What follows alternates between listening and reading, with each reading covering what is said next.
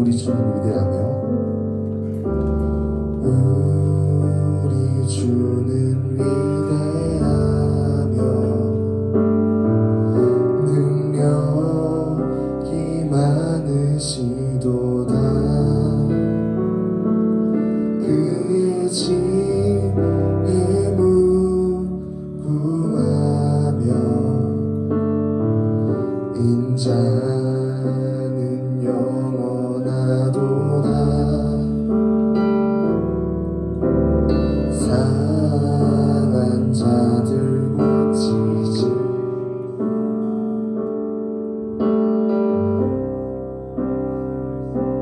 시도다.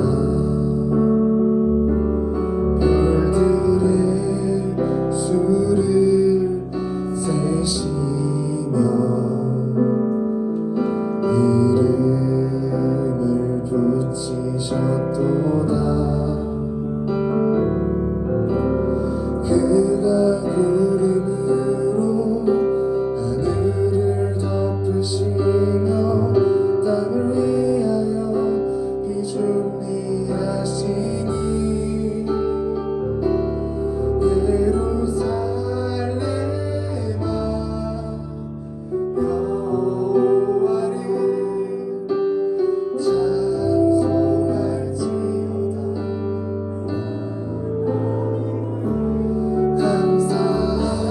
감사함으로 그 앞에 나가며 주의 제 앞에 경배해.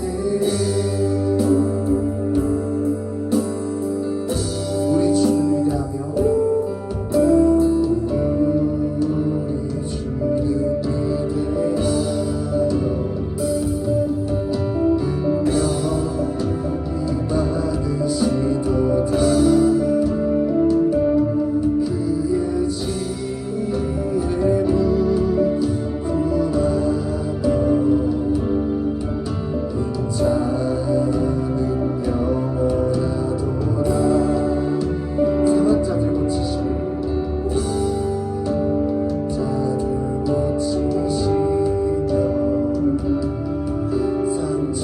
상처를 싸매시도다.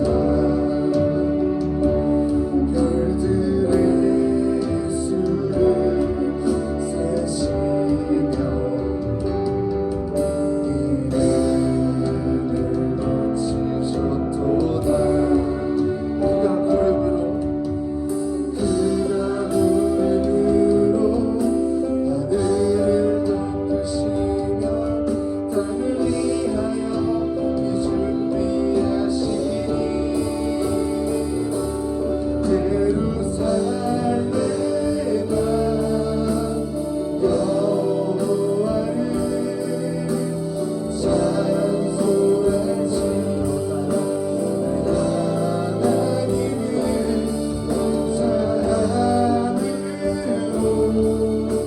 그 앞에 나가며 주의 제 앞에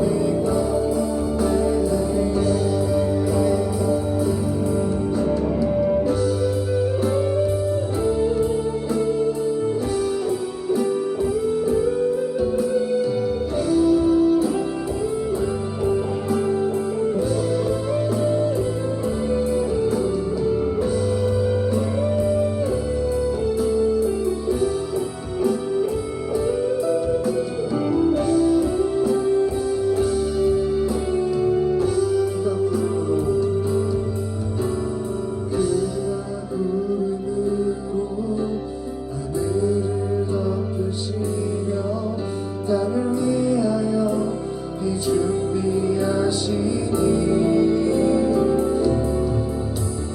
그가 구름으로 하늘을 덮으시며 땅을 위하여 비 준비하시니 그가 구름으로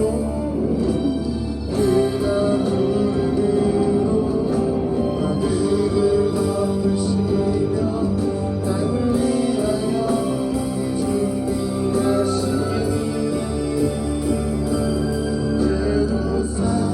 예루살렘아 여호와를 할지어다. 하나님을 감사함으로 나를 나가며 주님 제한되며 아멘. 예루살렘아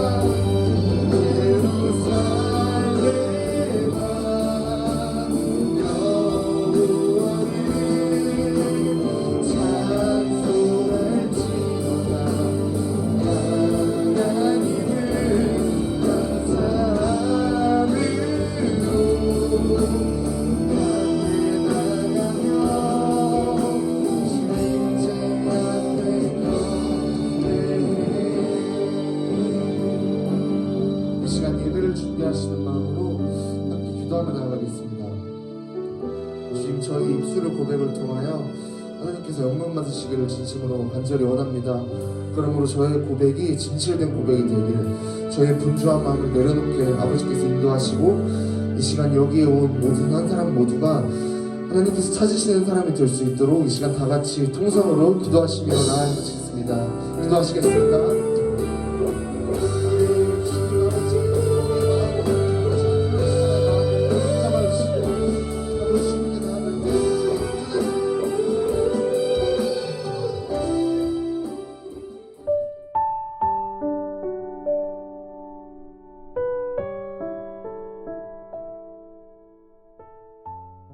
사랑의 하나님 감사합니다. 거룩한 안식일에 이 시간 온라인으로 하나님께 예배드릴 수 있게 해주셔서 감사합니다. 우리의 마음과 정성을 다해 예배할 수 있게 하시고 우리 하늘 꿈터를 더욱 사랑하는 마음을 허락하여 주시옵소서. 코로나 바이러스로 고통받는 지체를 불쌍히 여겨주시고 속히 회복할 수 있도록 건강을 주시옵소서. 전쟁 가운데 위험 속에 살고 있는 우크라이나를 구원하여 주시며 산불로 인해 피해를 입은 울진과 삼척의 사람들도 회복시켜 주옵소서. 말씀을 전하시는 목사님께 성령의 감동을 더해주셔서 말씀을 통해 하나님의 뜻을 저희가 알게 하여 주시옵소서. 우리의 주인 되시는 예수님의 이름으로 기도드립니다. 아멘.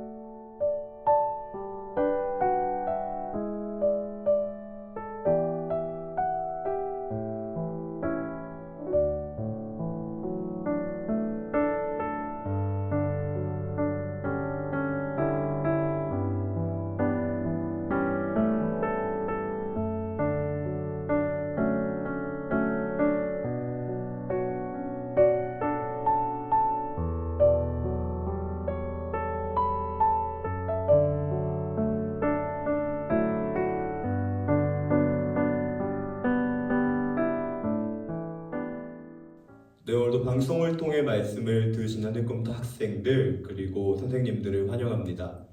네, 우리 3월 한 달간은 고난에 대해서 함께 나눠보고자 하고요. 오늘은 그 첫 번째 시간으로 고난이란 무엇인가? 라는 주제로 여러분들과 함께 말씀을 이어나갈 수 있으면 좋겠습니다. 네, 고난을 어떻게 이해할까 고민하다가요. 한 가지 퀴즈를 준비해봤는데 지금부터 문제 나가겠습니다. 잘 듣고 여러분들이 이 정답을 한번 생각해 볼 수 있으면 좋겠습니다. 근데 만일 하나님께서 문제를 해결하실 수 있는 또는 고난을 해결하실 수 있는 능력은 있지만 의지가 없으시다면 그분은 자비로운 분이 아니시기 때문에 하나님과 어울리지 않는다.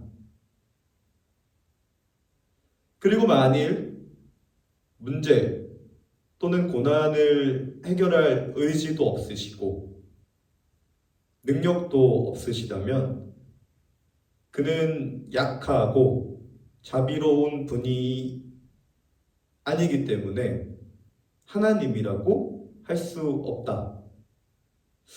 만일 문제 또는 고난을 해결할 수 있는 능력과 의지가 있다면 그분은 하나님이실 텐데,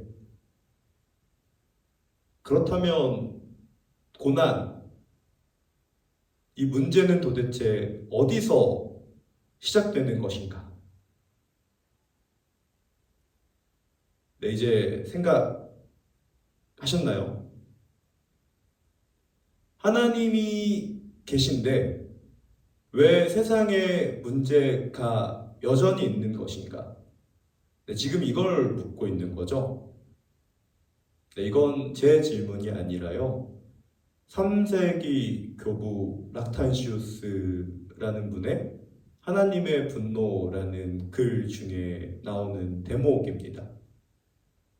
네, 우리는 정답이 굉장히 어려울 거다라고 생각하지만 우리는 사실 대부분 그 정답을 알고 있습니다. 네, 오늘은 여러분들과 이 정답을 함께 말씀을 통해 찾아가 나가볼 수 있으면 좋겠습니다. 우리 본문 함께 보도록 하겠습니다.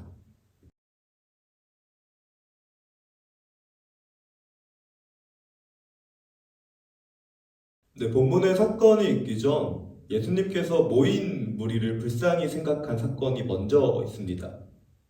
네, 실제로 본문 전에 예수님께서는 이렇게 말씀하십니다. 예수님께서 모인 무리들을 마치 목자 없는 양 같이 생각하셔서 불쌍히 여기시고 그들의 병을 고치시고 그들에게 필요한 지식을 가르치시며 그들의 배를 채우셨다라고요. 네, 그 결과 모인 무리가 예수님을 왕으로 삼으려고 하죠. 네, 그러자 그 즉시 유디스 재촉하여 에난카센 무리를 흩으신 것이 아니라요, 제자들을 저 건너편으로 보내십니다. 네, 그리고 이 5천 명의 무리를 흩으시고는 예수님께서는 기도하러 산 위에 올라가시죠. 네, 예수님께서는 왜 이런 나이스한 상황을 그 즉시 재촉하셔서 제자들은 보내시고 모인 무리들은 흩으셨을까? 네, 이유는 간단합니다. 모인 사람들은 예수님을 왕으로 삼으려고 했죠. 예수님이 왕이 되면 제자들은 뭐가 될까요? 예수님의 측근이었기 때문에 관료가 될 것으로 생각했을 것입니다. 하지만 예수님이 원한 그림은 이런 게 아니셨습니다. 예수님은 왕이 되시고 제자들은 관료가 되는 이 그림을 원하시지 않으셨죠. 네, 그래서 제자들을 구분하여 먼 바다로 보내시고 무리는 흩으신 겁니다. 네, 이 본문을 통해 우리가 알 수 있는 첫 번째 교훈이 있습니다. 그 교훈은 바로 사람이 보기에 좋은 것이 선하다라고 이야기할 수 없다라는 것입니다. 네, 실제로 예수님의 말씀에 순종하여 건너편으로 가던 중에 제자는 풍랑을 만나게 됩니다. 마태복음에 의하면 수열이, 요한복음에 의하면 약 10여리쯤 갔을 때, 마가복음에 의하면 그 바다의 한가운데에서 제자들은 큰 풍랑을 만나게 되고 그 풍랑과 사투를 시작하게 됩니다. 네, 해가 졌을 때 6시로 생각하고요. 이때부터 밤 4경까지 새벽 6시 혹은 6시까지 제자들은 풍랑과 사투를 벌입니다. 제자들이 약 9시간 정도의 시간을 풍랑과 사투를 벌일 수 있었던 이유는 그들 중에 어부라는 직업을 가진 사람들이 있었기 때문입니다. 하지만 오랜 시간 풍랑과 사투를 벌이다 보니 제자들의 힘이 빠지기 시작하고 끝내는 그 마음속에 두려움이 찾아오기 시작하죠. 정리하자면 본문은 이런 사건을 우리에게 전달하고 있는 셈입니다. 예수님의 말씀에 순종하여 편안한 곳을 포기하고 바다를 건너다 보니까 큰 풍랑을 만나게 됐다. 그리고 그 풍랑과 씨름하다 보니까 결국 내 힘이 다 빠지고 죽을 두려움까지 생기게 됐다. 그리고 이때 예수님께서는 제자들이 풍랑과 사투를 벌이던 그 한 가운데를 지나가고 계셨다. 예수님께서 제자들이 풍랑과 사투를 벌이던 그때에, 그리고 제자들의 힘이 빠져서 삶의 소망을 포기할 그때에, 이 절호의 찬스에 지나가실 수 있었던 이유는 바로 기도하러 산 위에 올라가셔서 처음부터 제자들을 지켜보셨기 때문이다라고요. 네, 이로써 얻을 수 있는 두 번째 결론이 있습니다. 우리가 무엇이 선하고 옳은지 알아가기 위해선 반드시 하나님의 관점으로 그 문제를 보아야 한다는 것입니다. 네, 사실 본문은 제자들이 벌인 사투를 이렇게 표현합니다. 바사니조메누스. 네, 이 단어의 원래 표현은요, 바사니조로 시험하다라는 뜻입니다. 이 말은 제자들 중에 누구도 이 풍랑이 예수님께서 보내신 시험이라는 것을 아무도 몰랐다라는 것입니다. 오로지 제자들은 이 풍랑을 문제로 여겼기 때문에 이 풍랑을 해결하기 위해서 노력했고, 본인들의 항해술로 이 풍랑의 문제를 뚫고 지나가려 하다 보니 9시간 정도의 시간을 사투를 벌이게 됐다라는 것입니다. 그리고 이들이 이 풍랑 앞에서 본인들의 항해술마저 포기하고 모든 걸 내려놓을 그때 예수님께서는 그 옆을 지나가셨고, 제자들이 예수님을 보고 부르기 시작할 때 그 풍랑이 잠잠해졌다라는 것입니다. 네, 정리하자면 사실 이 고난은 예수님께서 제자들에게 보낸 하나의 시험과도 같았던 것입니다.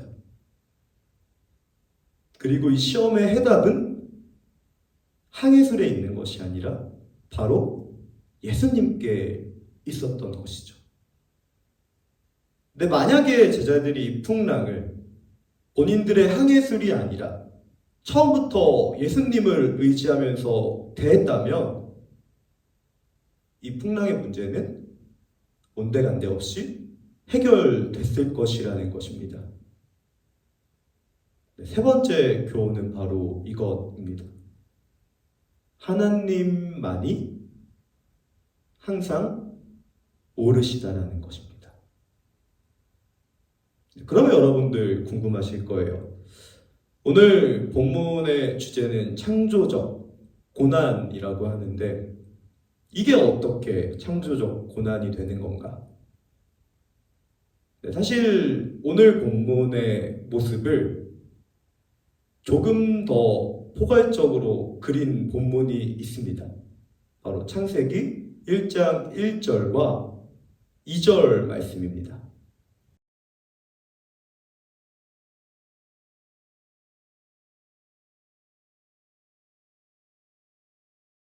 창세기 1장 1절과 2절은 우리가 잘 아는 말씀입니다. 태초에 하나님이 천지를 창조하셨고, 땅이 공고하며 흑암이 깊음 가운데 있었고, 하나님의 영은 수면 위를 운행하셨다라는 이 표현은요, 우리가 잘 알고 있는 표현입니다. 하지만 여기서 말하는 그 땅은요, 우리가 생각하는 이 발을 딛고 서 있는 땅이 아니라요, 정확한 표현은 이 하나님의 영이 운행하시는 그 수면으로 보시면 됩니다. 아무것도 없고 온통 혼란하고 또 심지어 어둡기만 한 그런 깊은 물 안을 생각하시면 됩니다. 성경은 종종 이 흑암, 그리고 이 수면을 바다와 매칭시킵니다. 인간이 도무지 지배할 수 없는, 또 인간이 도무지 범접할 수 없는 두려움의 대상인 바다. 그리고 이 바다를 흑암, 무질서, 혼동, 때로는 고난으로 활용하기도 하죠. 창세기는 이렇게 이야기하고 있는 것입니다. 이 어두운 흑암,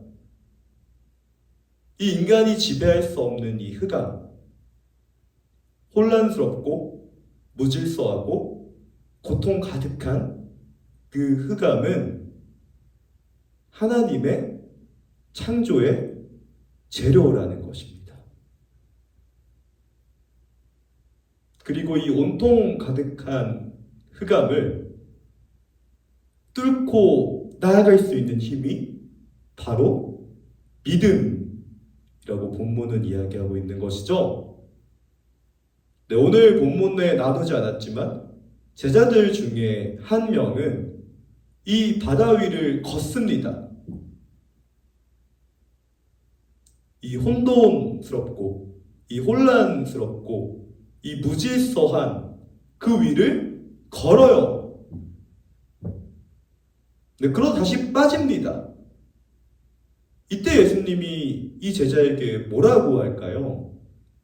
어찌하여 믿음이 없느냐라고 얘기하죠.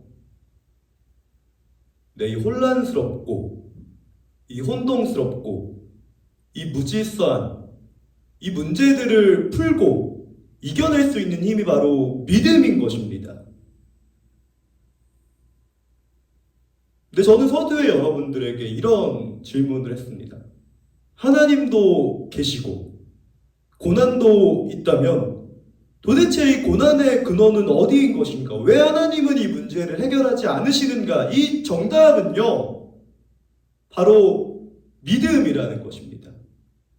오직 믿음만으로 그 고난에, 그 흑암에, 그 온통 어두운 바다와 같은 정복할 수 없는 그 문제들 안에 발을 디딤으로 말미암아 이것들이 하나님의 창조의 재료구나라는 걸 느끼셔야만 이 문제를 해결할 수 있다라는 것입니다. 네, 그래서 저는 오늘 여러분들에게 이렇게 주제를 선포한 것입니다. 혼란은 하나님의 창조의 재료다라고요. 바로 창조적 고난에 대한 이해가 이런 것들을 가능하게 합니다. 네, 오늘은 한 가지 말씀을 나누고 설교 말씀을 마쳐 보려고 합니다.